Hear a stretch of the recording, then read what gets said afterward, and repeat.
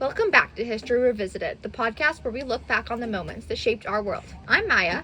I'm Ethan. And I'm Aaron. Today we're talking about one of the most important turning points in world history, the Colombian Exchange. When most people hear the name Christopher Columbus, they think of exploration and ships crossing the Atlantic Ocean. But historians today often focus more on what happened after Columbus arrived in the Americas in 1492. That moment started a massive exchange between Europe, Africa, and the Americas. Historians call it the Colombian Exchange because it began with Christopher Columbus's voyages. And this wasn't just a simple trade of goods. It was a transfer of plants, animals, diseases, cultures, technology, and even people between continents that had been separated for thousands of years. The effects were enormous. The Columbian Exchange changed diets, economies, environments, and populations around the world. Some historians even describe it as the start of globalization.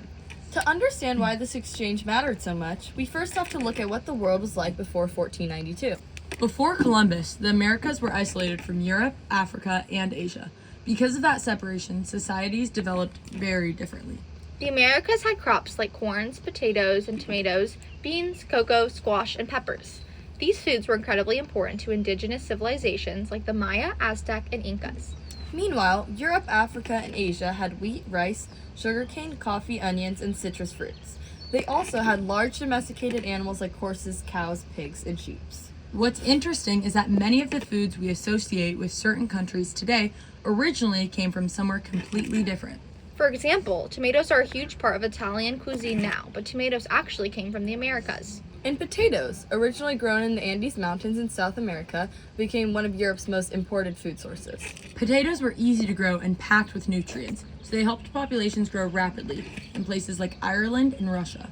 Corn also spread around the world and became especially important in Africa because it could grow in many different climates. Even chocolate changed because of the Columbian Exchange. Cacao was originally used by Mesoamerican civilizations as a bitter ceremonial drink, but Europeans added sugar and turned it into the chocolate we know today.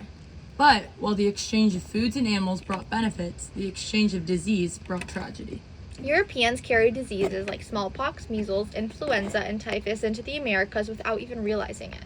Because indigenous people had never been exposed to these illnesses before, they had no immunity against them. The consequences were devastating. Entire villages and cities were wiped out within decades. Some historians estimate that up to 90% of the indigenous population in certain areas died from disease after European contact. To put that into perspective, imagine losing almost everyone in your city, school, or community within a single generation. The spread of disease weakened major civilizations, including the Aztec and Inca empires, making it easier for European conquerors to take control. And the destruction didn't stop there. As native populations declined, European colonists faced labor shortages on plantations and in mines. To solve that problem, Europeans increasingly relied on enslaved Africans for labor.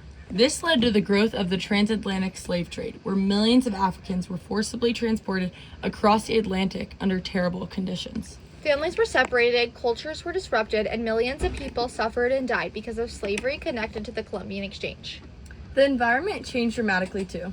Europeans brought horses to the Americas, which transformed life for many indigenous groups, especially on the Great Plains.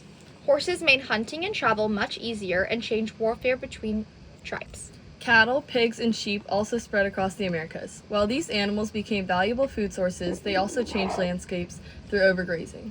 Meanwhile, American crops changed agriculture around the world. Foods from the Americas helped support population growth in Europe, Africa, and Asia for centuries. In many ways, the Columbian Exchange connected the world more than ever.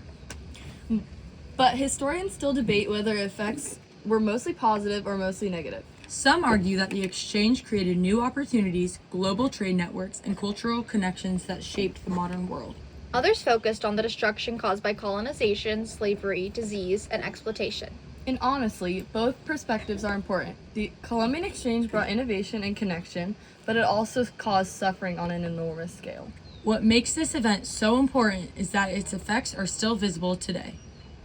The foods we eat, the animals we raise, and even the global trade system can all be traced back to this exchange that began over 500 years ago. Without the Columbian Exchange, the world we know today would look completely different. And that's why historians continue studying it, because it truly reshaped human history. That's all for today's episode of History Revised. Thank you for listening. And join us next time as we explore another moment that changed the world forever. Thank you. Thank you.